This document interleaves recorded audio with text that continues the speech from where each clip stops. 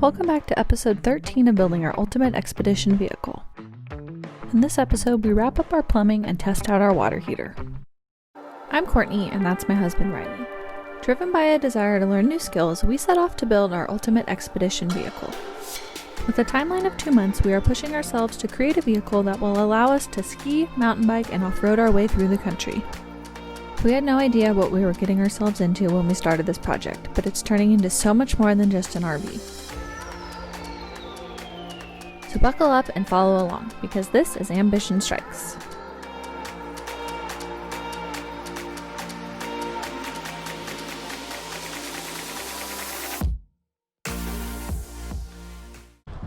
Now it's raining.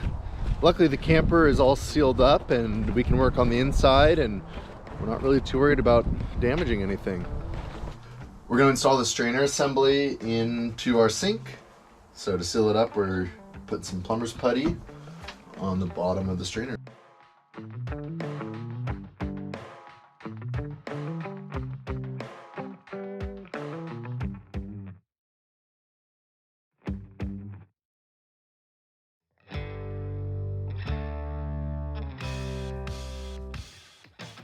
So I don't know if you guys have noticed, but almost every RV faucet has separate mixers, and so there's a hot and a cold when you're up using the sink, and that's so that they don't have to have a mixer valve, which is cool for packaging, but it also means you waste a lot of water mixing your temperature.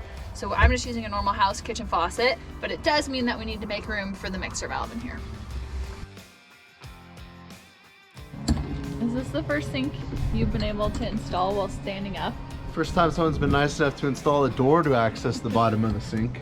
Riley got these slick lights from superbrightleds.com that have a built-in button right here for turning them on and off. So we're gonna mount this up here.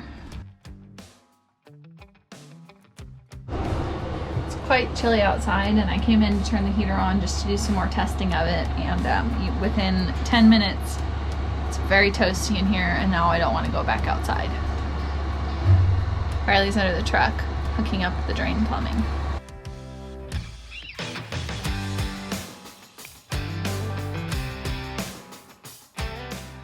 So let's get started on hooking up this water heater.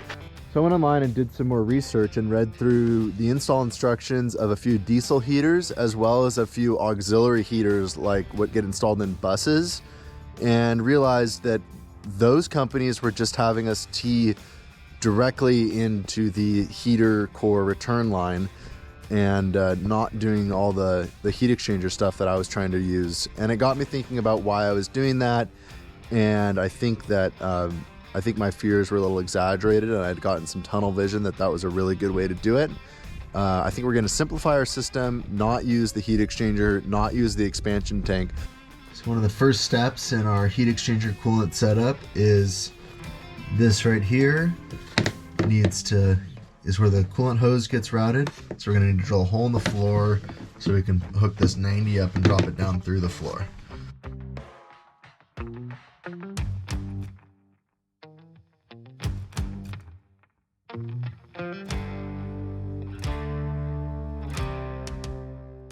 So there are the two coolant lines coming out from the bottom of our water heater. And now we're going to use a bunch of coolant hose to run those up to the truck's engine. So this is the heater hose that we're going to be replacing here. Well, the easy one's down and coolant came out, so that's a good sign. I know we got the right hose. Now it's time to route the other hose to the back and hook up the last coolant line, and our water heater will be making hot water.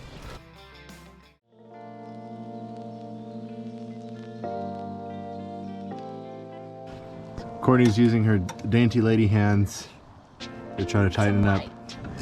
1/4 turn at a time. It's a face of concentration. This is the last connection getting hooked up to our heat exchanger water heater.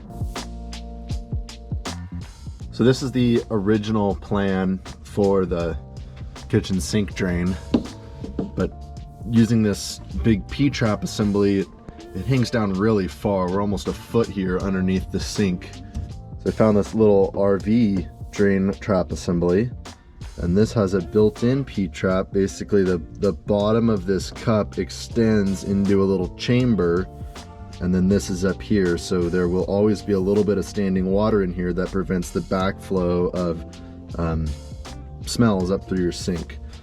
It's gonna go right there and gain us a few inches in this cabinet and make the rest of our plumbing a little simpler.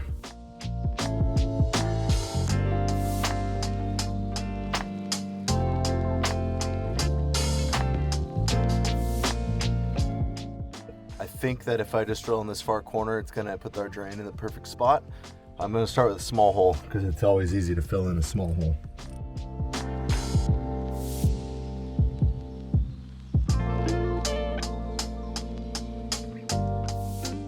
It couldn't be in a more perfect spot.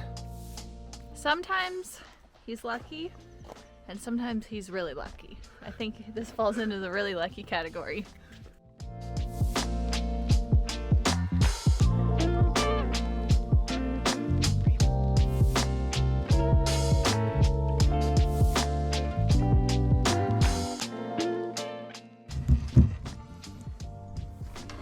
Well, what happens if I put the hose clamp on?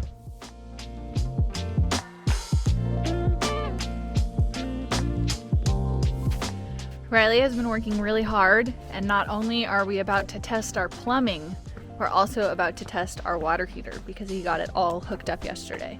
So fingers crossed, hopefully we have water and hot water. And hopefully we only have a few leaks to fix. In order to test the water system, we need to get the water pump wired up, and this tank monitor kit is where our water pump switch is. All right, now it's time to turn the water pump on and see if it turns on.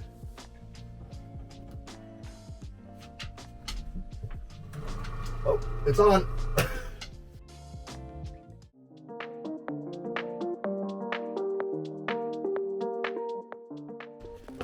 Something we can do to kind of test the system before putting water in it, air compresses. So I'm turning the water pump on right now. It's never going to shut itself off because it's not going to reach pressure, but we are still pressurizing the air in the system. Then I can turn the pump off and air should come out. And air is coming out, so that means that we know that we probably don't have a leak between this and the pump. So I'm outside, I'm gonna add the water, and Riley's gonna yell at me if there's any leaks. Stop! I got 2 seconds into filling the water tank, and Riley screamed stop at me because he forgot to tighten a hose clamp. So he's gonna tighten that, and we're gonna try again. We're purging the system. We're gonna try the kitchen faucet for the first time.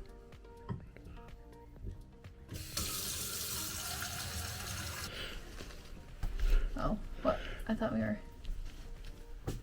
So because our pump is able to hold pressure in the system and it hasn't kicked on, we are pretty confident we don't have a leak. No leaks? I mean, well, except for the leaks we fixed. Except for the ones we already fixed. So we had a water heater leak after testing everything in the threaded fitting that goes right there. So I was able to shimmy it from over here into our shower pan, and now I'm draining it, and we're gonna try reinstalling that fitting, but this time instead of Teflon tape, I'm gonna use this thread sealant compound. This is a lesson I've learned before, but didn't have any of this on hand when I installed this stuff originally, and now I'm learning it the hard way. So here we go, and hopefully we'll fix this leak. There we go. Oh, I put it on the wrong fitting.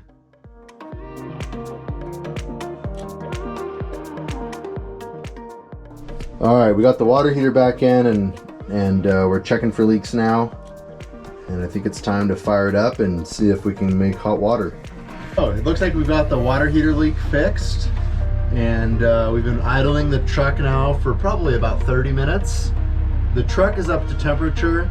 We don't know if our water heater is yet. Seems like it's supposed to take about 30 minutes of driving to heat up the 6 gallons, but we're impatient and we want to see what the water temperature's at. Right, so we're running the cold water right now. So now we're gonna switch it to hot water.